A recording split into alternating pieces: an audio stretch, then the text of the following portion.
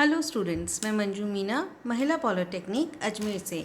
आज हम लोग पढ़ेंगे ऑडियो वीडियो सिस्टम में नए ट्रेंड्स, यानी कि basic concept of new trends, जो नई नई टेक्नोलॉजी आ रही है हमारे ऑडियो एंड वीडियो सिस्टम्स में। सबसे पहले हम लोग पढ़ेंगे ऑडियो सीडी प्लेयर। पहले हम लोग ऑडियो कैसेट सुनते थे जो पुराने टेप्स वगैरह में लगती थी, पर उसमें क्या होता था, दो साइड्स गाने हम लोग उसमें डालते थे। जैसे एक तरफ 5 सॉन्ग आ गए, दूसरी तरफ 5 सॉन्ग आ गए, तो उसमें सिर्फ क्या होता था, मैक्सिमम 10 सॉन्ग्स आ पाते थे। पर उसके बाद क्या आया, ऑडियो सीडीज़ आई जिसके अंदर बहुत सारा डेटा हम स्टोर कर सकते थे। वो ऑडियो सीडी किस में चलती हैं, वो ऑडियो सीडी प्लेयर में चलती थी। Audio CD player, video CD player, अलग अलग प्लेयर्स आते थे। तो सबसे पहले हम लोग देख रहे हैं ऑडियो सीडी प्लेयर। इस आधुनिक युग में ऑडियो सिस्टम भी डिजिटल सिस्टम होता जा रहा है। तो जितने भी हमारे ऑडियो सिस्टम हैं वो आजकल कैसे हैं, वो सारे के सारे आजकल डिजिटल सिस्टम हैं, क्योंकि डिजिटल सिस्टम के निम्न गुण होते हैं। क्यों आजकल ऑडियो सिस्टम सारे डिजिटल सिस्टम होते जा रहे हैं, क्यों? क्योंकि डिजिटल सिस्टम्स के कुछ एडवांटेजेस होते हैं, उसकी कुछ क्वालिटीज़ होती हैं। इसमें डेटा को रिकॉर्ड करना आसान होता है, क्योंकि डेटा सिर्फ बाइनरी बिट्स में होता है। बाइनरी बिट्स यानी कि 0 और 1। डिजिटल फॉर्म में डेटा किस फॉर्म में होता है, 0 और 1 में। तो इसमें डेटा को रिकॉर्ड करना आसान होता है। क्यों? क्योंकि डेटा इसमें किस फॉर्म में रिकॉर्ड होता है, 0 और 1 के फॉर्म में रिकॉर्ड होता है। इसमें रिप्रोडक्शन क्वालिटी अच्छी होती है, यानी कि जब हम रिकॉर्ड कर लेते हैं उसके बाद जब हम इसे दोबारा प्ले करते हैं तो इसकी क्वालिटी अच्छी आती है, मतलब प्ले करते वक्त इसकी क्वालिटी अच्छी होती है। कंप्यूटर से कनेक्ट करना इसे आसान होता है। क्यों? क्योंकि ये डिजिटल फॉर्म में होता है और हमारे कंप्यूटर्स भी डिजिटल लैंग्वेज समझते हैं, यानी कि 0 और 1 की लैंग्वेज समझते हैं। इनकी लाइफ अधिक होती है, यानी कि ये काफ़ी अच्छी सीडीज़ चलती हैं। सीडीज़ को अगर हम यूज़ करें तो काफ़ी अच्छी सालों साल चलती हैं, अगर उसमें स्क्रैचेस वगैरह नहीं लगे। अगर हम उसको अच्छे से ढंग से रखेंगे तो उसमें स्क्रैचेस वगैरह नहीं लगेंगे, तो वो सालों साल चलेंगे। जबकि हमारी कैसेट्स क्या होती थी, कुछ टाइम के बाद ख़राब हो जाती थी, या फिर ज़्यादा प्ले करने की वजह से भी वो ख़राब हो जाती थी। ऑडियो सीडी क्या होता है, अब हम लोग ये देखेंगे। ऑडियो सीडी प्लेयर में क्या डाल के चलाते हैं हम लोग, ऑडियो सीडीज़ डाल के चलाते हैं। सीडी का फुल फॉर्म क्या होता है, कॉम्पैक्ट डिस्क। तो सीडी का फुल फॉर्म क्या है, कॉम्पैक्ट डिस्क, जिसको शॉर्ट में हम लिखते हैं सीडी। ऑडियो सीडी एक विशेष प्रकार के प्लास्टिक की डिस्क होती है। किसकी बनी हुई होती है, प्लास्टिक की बनी हुई होती है, और इसके एक तरफ एल्युमिनियम की कोटिंग होती है। अगर आप सीडी को देखोगे तो एक तरफ उस पर सीडी की कंपनी का नाम लिखा होता है, उसकी स्टोरेज कैपेसिटी लिखी होती है कि भाई कितनी GB MB इसके अंदर डेटा आएगा। और दूसरी तरफ सिल्वर सी वो शाइन वाला साइड होता है जिस पर वो चमक रही होती है। जिस तरफ वो चमक रही होती है वो होती है, वहाँ पर होती है एल्युमिनियम की कोटिंग। अगर हमने सीडी में डेटा रिकॉर्ड नहीं कर रखा है तो वो पूरी शाइन कर रही होती है। और अगर हमने सीडी में डेटा रिकॉर्ड कर लेते हैं तो जहाँ जहाँ डेटा रिकॉर्ड होता है वहाँ से वो शाइन चली जाती है। वहाँ से मतलब क्या हो जाता है, थोड़ी शाइन में कमी हो जाती है। तो सीडी के एक तरफ एल्युमिनियम की कोटिंग होती है। इस डिस्क पर डिजिटल ऑडियो सिग्नल माइक्रोबिट्स एवं लैंड के रूप में सर्कुलर ट्रैक पर स्टोर होते हैं। इस डिस्क में क्या होता है, डेटा किस फॉर्म में स्टोर होता है, 0 और 1 में। 0 और 1 में किस फॉर्म में होता है, माइक्रोबिट्स और लैंड के फॉर्म में। माइक्रोबिट्स का मतलब होता है छोटा सा गड्ढा, और लैंड मतलब समतल ज़मीन। तो जहाँ पे हाँ छोटा सा गड्ढा हो जाता है वो कहलाता है माइक्रोबिट्स, और जहाँ पे गड्ढा नहीं होता है वहाँ पे होता है लैंड्स। इसके अंदर डेटा जो होता है वो सर्कुलर ट्रैक्स, यानी कि ऐसे ग्राउंड सर्कुलर ट्रैक्स में डेटा को स्टोर किया जाता है। और जब हम डेटा रिकॉर्ड कर रहे होते हैं तो हाई इंटेंसिटी की लेज़र बीम यूज़ होती है, और डेटा रीड करते वक्त लो इंटेंसिटी की लेज़र बीम हम यूज़ करते हैं। तो जब हम डेटा रिकॉर्ड कर रहे होते हैं तो सीडी के ऊपर हाई इंटेंसिटी की लेज़र बीम डालते हैं, और जहाँ जहाँ पे हाई इंटेंसिटी की लेज़र बीम गिरती है वहाँ पे छोटा सा गड्ढा हो जाता है, जिसको हम कहते हैं माइक्रोपिट्स। माइक्रोपिट्स का लॉजिक 0 होता है और लैंड का लॉजिक 1 होता है। जैसे कि आप इस डायग्राम में देख रहे हैं, तो लैंड का लॉजिक क्या है, 1 है, और माइक्रोपिट्स का लॉजिक क्या है, 0।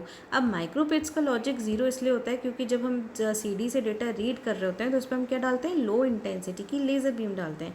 और जब लो इंटेंसिटी की लेज़र बीम इस पर गिरती है तो जहाँ पे माइक्रोपिट्स है वहाँ पर एल्युमिनियम की कोटिंग हट चुकी है लेज़र लाइट की गिरने की वजह से। तो वहाँ से जब लो इंटेंसिटी की लेज़र बीम डलेगी तो वो क्या हो जाएगी, पास हो जाएगी, वो रिफ्लेक्ट होकर नहीं आएगी, वो वहाँ से पास हो जाएगी, तो हमें सिग्नल मिलता है 0। पर अगर हम लो इंटेंसिटी की लेज़र बीम को लैंड पे डालते हैं जहाँ पर अभी भी क्या एल्युमिनियम की कोटिंग है, तो वहाँ से लेज़र लाइट क्या होगी, रिफ्लेक्ट होकर आएगी। तो रिफ्लेक्ट होकर आएगी तो हमें मिलेगा 1। इसलिए लैंड का लॉजिक 1 है और पिट का लॉजिक 0 है। और इन पिट को हाई इंटेंसिटी की लेज़र बीम के द्वारा जनरेट किया जाता है, और सीडी में डेटा डालने के प्रोसेस को बर्निंग कहते हैं, यानी कि सीडी को बर्न कर रहे हैं। सीडी को बर्न करने का मतलब क्या है, सीडी में डेटा स्टोर कर रहे हैं हाई इंटेंसिटी की लेज़र बीम के द्वारा। जैसा कि आप इस डायग्राम में देख रहे हैं, लैंड्स और पिट्स बने हुए हैं सीडी के अंदर। ये आप इस डायग्राम में देखिए, सीडी देखिए, ऊपर अगर कंपनीज के नाम लिखे हुए होते हैं तो इस तरीके से नाम लिखे हुए होते हैं, जैसे एक में मरकरी लिखा हुआ है, एक में नो डाउट लिखा हुआ है। तो और इसकी दूसरी तरफ अगर आप देखेंगे तो दूसरी तरफ सिल्वर की कोटिंग होती है, और जैसे ही डेटा सीडी में राइट हो जाता है वहाँ से उस एल्युमिनियम की कोटिंग में क्या हो जाती है, चमक थोड़ी सी कम हो जाती है। अगर सीडी बिल्कुल खाली है तो वो पूरी चमक रही होगी, और सीडी अगर पूरी भरी हुई है तो उसकी पूरी की चमक थोड़ी सी कम हो रखी होगी। और जहाँ अगर आधी भरी है तो जितना एरिया भरा हुआ है वहाँ पे क्या होगा, सीडी की पे जो एल्युमिनियम की कोटिंग है उसकी चमक क्या हो रखी होगी, कम हो रखी होगी। और इस डायग्राम में आप जो देख रहे हैं ना, इसमें डेटा क्या है, इसके अंदर डेटा सर्कुलर ट्रैक पर रिकॉर्डेड है। इसके अंदर क्या बने हुए हैं, सर्कल्स के फॉर्म में ट्रैक बने हुए हैं, और इसके अंदर डेटा स्टोर होता है। डेटा अंदर से बाहर की तरफ स्टोर होना शुरू होता है, यानी कि जो डेटा स्टोर होता है वो इंटीरियर से एक्सटीरियर की तरफ जाता है, अंदर वाले सर्कुलर ट्रैक से बाहर वाले सर्कुलर ट्रैक पर जाता है। ठीक है, उसके बाद है हमारा ऑडियो सीडी प्लेयर। यह एक सिस्टम है जिसके द्वारा हम क्या करते हैं, ऑडियो सीडी को प्ले कर पाते हैं। तो ये एक सिस्टम है जिसके द्वारा हम ऑडियो सीडी में माइक्रोबिट्स एवं लैंड के रूप में डेटा स्टोर किया जाता है। इसके थ्रू हम क्या करते हैं, ऑडियो सीडी में डेटा स्टोर करते हैं। और डेटा ऑडियो सीडी में किस फॉर्म में स्टोर होता है, माइक्रोबिट यानी कि छोटे गड्ढे, और लैंड के रूप में स्टोर होता है। इस कार्य को करने के लिए हाई इंटेंसिटी की लेज़र बीम को यूज़ किया जाता है। जब ये लेज़र बीम यूज़ करते हैं तो उसके साथ हम क्या यूज़ करते हैं, हाफ मिरर यूज़ करते हैं। ये लेज़र बीम जब हाफ मिरर पर गिरती है तो वो मिरर उस लेज़र बीम को सीडी पर फोकस करता है। तो उस मिरर की मदद से सीडी पर जहाँ जहाँ हम लेज़र बीम को फोकस करना चाहते हैं वहाँ वहाँ लेज़र बीम फोकस हो पाती है।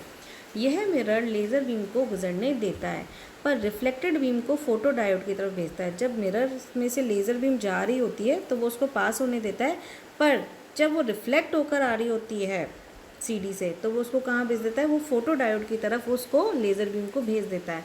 जो मिरर के द्वारा लेज़र बीम सीडी को स्कैन करती है, और इसी मिरर की मदद से लेज़र बीम को फोकस किया जाता है और लेज़र बीम सीडी को स्कैन कर पाती है। जहाँ पर माइक्रोबिट्स होते हैं, यानी कि जहाँ पे माइक्रोबिट्स हैं वहाँ पे क्या होते हैं, छोटे गड्ढे होते हैं, वहाँ से लेज़र बीम रिफ्लेक्ट होकर नहीं आएगी, यानी कि फोटो डायोड को क्या सिग्नल मिलेगा, फोटो डायोड को 0 सिग्नल मिलेगा। और जहाँ पर लैंड है वहाँ से लेज़र बीम रिफ्लेक्ट होकर आती है, यानी कि फोटो डायोड को 1 सिग्नल मिलता है। फोटो डायोड इन सिग्नल को इलेक्ट्रिकल सिग्नल में कन्वर्ट करता है। देखिए ये हमारी सीडी प्लेयर का डायग्राम है।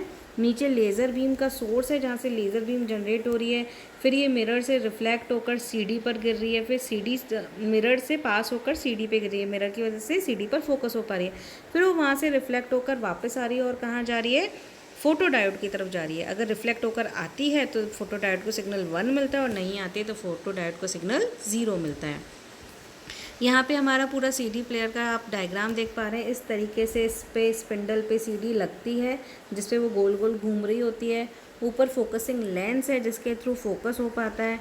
यहाँ पे एक हाफ सेमी सिल्वर्ड मिरर है जिसकी वजह से जो हमारी लेज़र लाइट है वो फोकस हो पाती है। तो हमारी ये क्या कहलाती है, सीडी हमारी ऑप्टिकल डिस्क कहलाती है।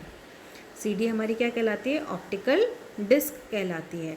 और जहाँ जहाँ पर लेज़र गिरती है वहाँ वहाँ पर छोटे गड्ढे हो जाते हैं जो कहलाते हैं माइक्रोपिट।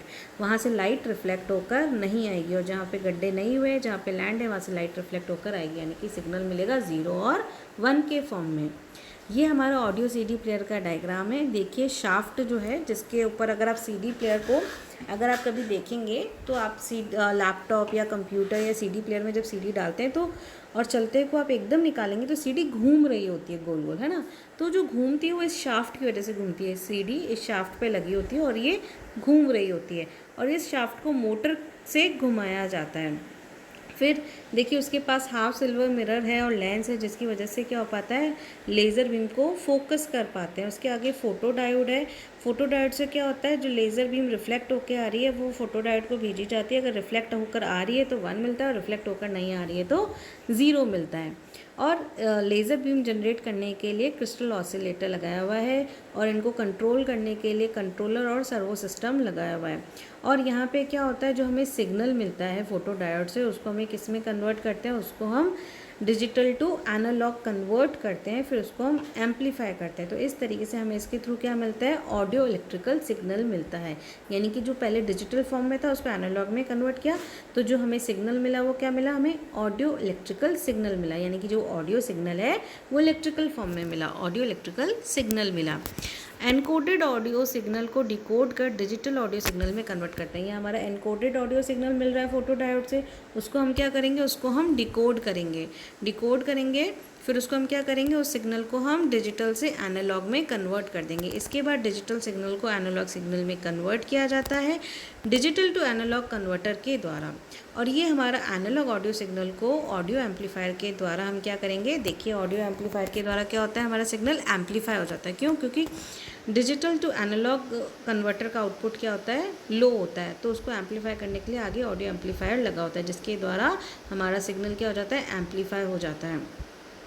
तो डिजिटल टू एनालॉग कन्वर्टर द्वारा एनालॉग ऑडियो सिग्नल को ऑडियो एम्पलीफायर के द्वारा एम्पलीफाई कर लाउड स्पीकर को भेज दिया जाता है। ऑपरेटर के द्वारा प्राप्त कंट्रोल सिग्नल को क्रिस्टल ऑसिलेटर से प्राप्त कर सिग्नल से कंप्रेस करते हैं और उसी के हिसाब से मिरर को फोकसिंग और ट्रैक कनेक्शन का सिग्नल देते हैं, ताकि मिरर को लेज़र बीम सही तरीके से फोकस कर सके, ताकि मिरर जो है वो लेज़र बीम को सही तरह से फोकस करके सही ट्रैक पर फोकस कर पाए।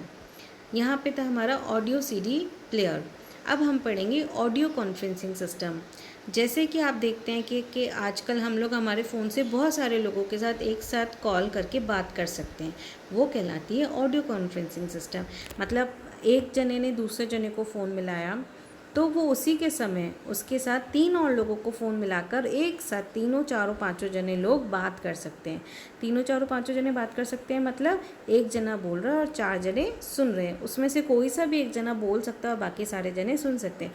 तो इस तरीके से क्या हो जाता है, एक तरीके से कॉन्फ्रेंस हो जाती है। ऐसा हो जाता है कि जैसे चारों लोग एक साथ बैठ के बातचीत कर रहे हैं। तो ये कहलाती है हमारी ऑडियो कॉन्फ्रेंसिंग सिस्टम। यह एक हमारा इलेक्ट्रॉनिक सिस्टम है जिसमें एक कॉलिंग सब्सक्राइबर एक से अधिक कॉल्ड सब्सक्राइबर के साथ एक साथ बातचीत कर सकता है। तो जो फ़ोन मिलाता है वो होता है कॉलिंग सब्सक्राइबर, और जिसको फ़ोन मिलाया जाता है वो होता है कॉल्ड सब्सक्राइबर। यानी कि जो फ़ोन मिलाता है वो कहलाता है हमारा कॉलिंग सब्सक्राइबर, और जिसको फ़ोन मिलाया जाता है, जो कि फ़ोन उठा के बात करता है, तो वो कहलाता है कॉल्ड सब्सक्राइबर। तो हमारा जो कॉलिंग सब्सक्राइबर है वो एक साथ बहुत सारे लोगों से, कॉल्ड सब्सक्राइबर से बात कर पाता है ऑडियो कॉन्फ्रेंसिंग की मदद से।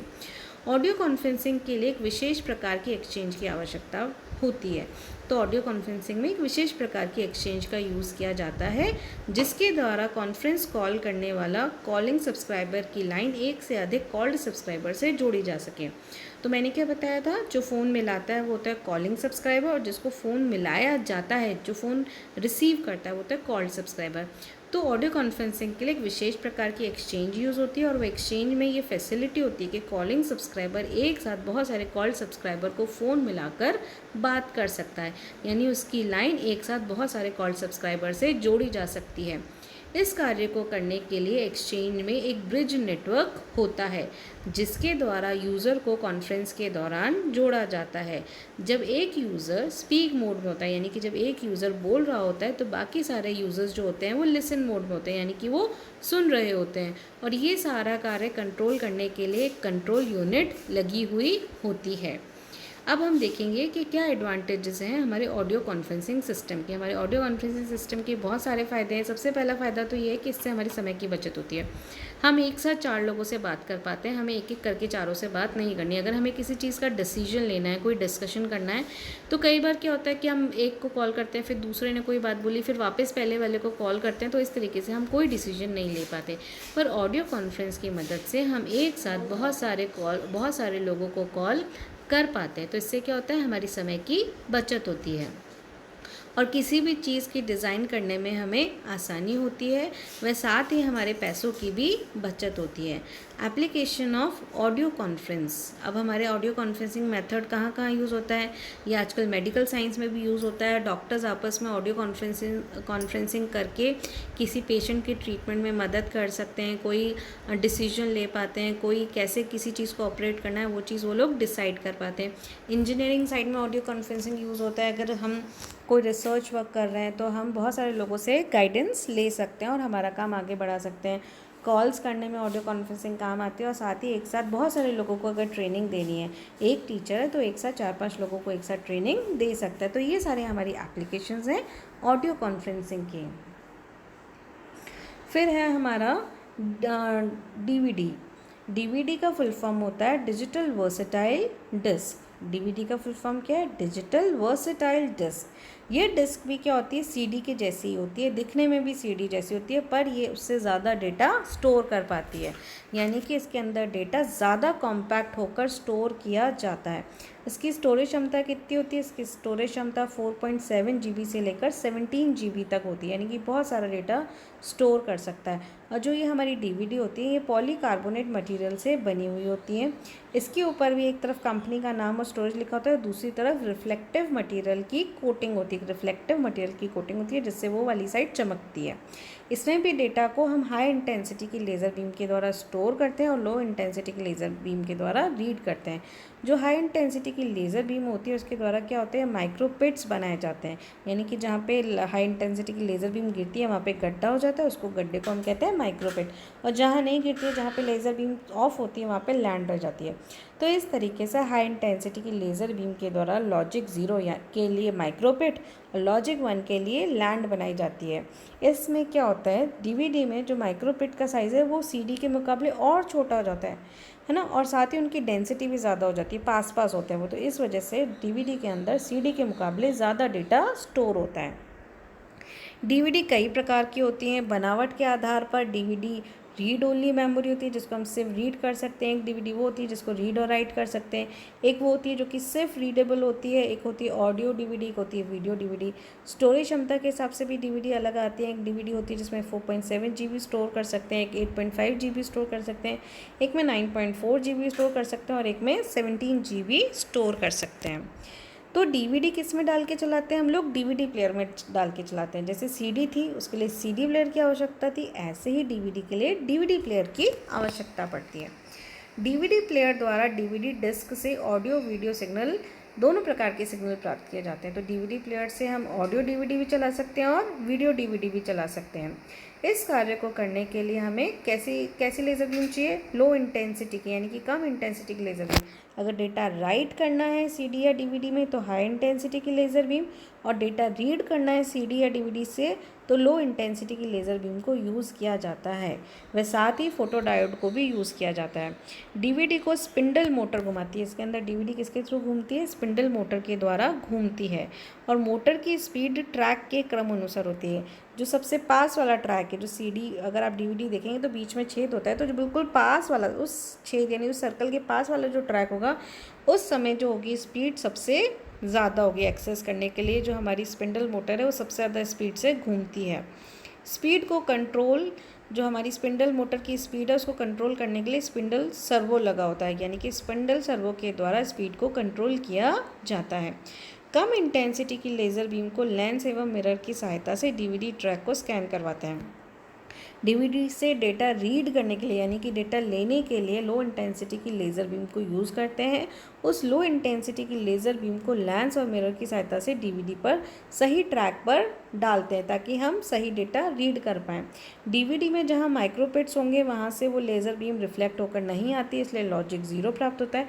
और जहाँ पर डीवीडी में लैंड होते हैं, यानी कि जहाँ पे गड्ढा नहीं है, जहाँ पे चमक अभी भी है, वहाँ से लाइट रिफ्लेक्ट होकर आएगी, यानी कि डायोड पे हमें लॉजिक 1 मिलेगा, यानी कि सिग्नल 1 प्राप्त होगा। फोकस कॉइल से लेज़र बीम को क्या किया जाता है? फोकस किया जाता है ताकि लेज़र बीम सही माइक्रोपिट्स पर, यानी कि सही माइक्रोपिट्स या सही लैंड पर फोकस हो। इस कार्य हेतु फोकस सर्वो को फोकस कॉइल को कंट्रोल दिए जाते हैं। लेज़र बीम को सही ट्रैक पर फोकस करने के लिए ट्रैक कॉइल और ट्रैक सर्वो को यूज़ किया जाता है।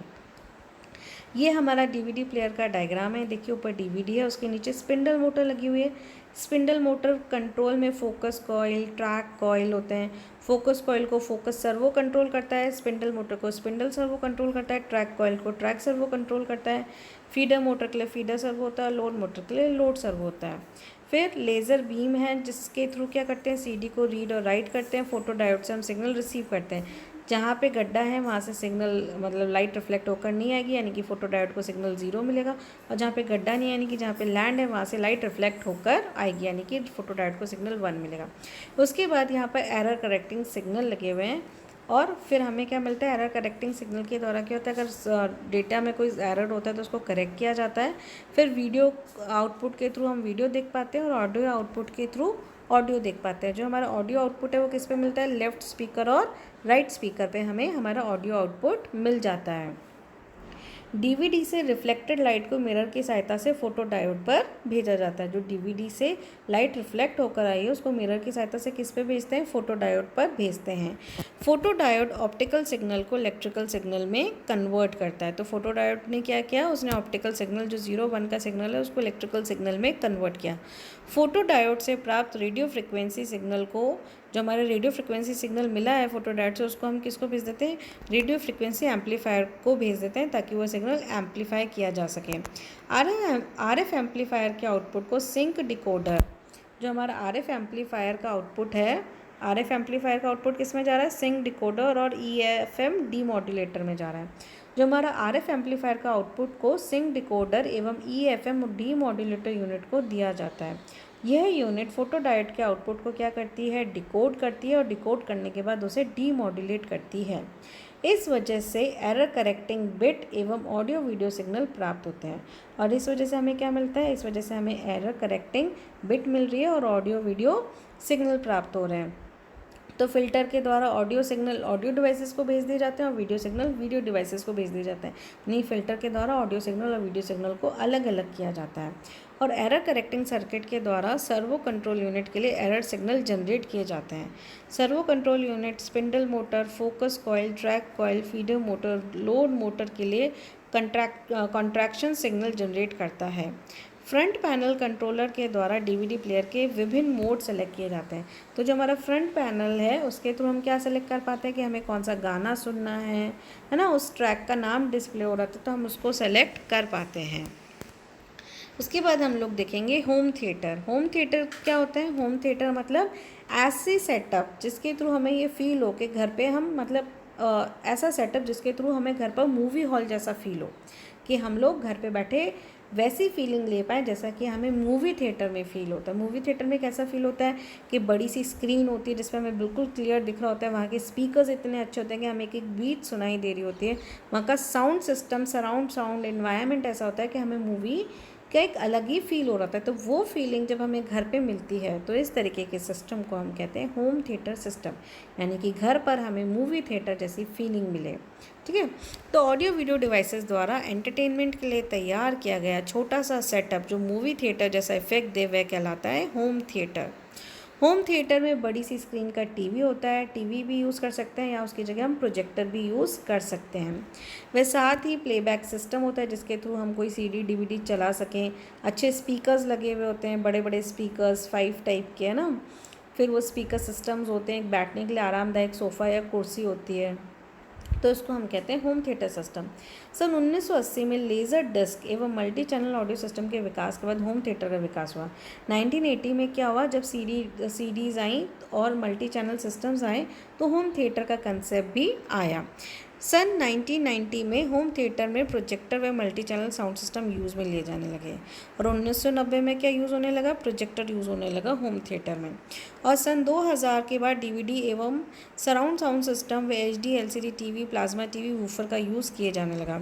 और सन 2000 के बाद क्या हो गया, जो हमारा होम थिएटर उसके अंदर हम एलसीडी यूज़ करते हैं, हम डीवीडी यूज़ करते हैं, हम हाई डेफिनेशन टीवी यूज़ करते हैं, हम प्लाज्मा टीवी यूज़ करते हैं, हम स्पीकर्स में वूफर्स वगैरह यूज़ करते हैं। तो इतना ज़्यादा डेवलप हो गया होम थिएटर कंसेप्ट। और सन 2010 के बाद तो LED, 3D TV, Blu-ray disc, computer, HD projector, digital projector home theatre में यूज़ किए जाने लगे। और सन 2010 के बाद क्या होने लगा, एलईडी टीवी यूज़ होने लगी। एक 3D टीवी होती है, उससे ऐसा फील होता है कि सब कुछ सामने ही है, उसमें हम 3 डायमेंशनल पिक्चर को देख पाते हैं। जैसे कि आजकल आप देखेंगे कि 3D मूवीज़ भी रिलीज़ होती हैं, ठीक है, जिसमें अगर आप उनको चश्मा लगा के देखोगे तो आपको फील होता है कि आपको उसके 3 डायमेंशंस फील होते हैं। अब नॉर्मल मूवी जो होती है वो 2 डायमेंशनल में होती है, 3D जो मूवी होती है वो 3 डायमेंशन में बनी होती है ना। ब्लू रे डिस्क, ये डीवीडी से भी अच्छी डिस्क होती है जिसको हम इस यूनिट में बाद में पढ़ेंगे। कंप्यूटर यूज़ होने लगा, हाई डेफिनेशन प्रोजेक्टर यूज़ होने लगे, डिजिटल प्रोजेक्टर होम थिएटर में यूज़ किए जाने लगे।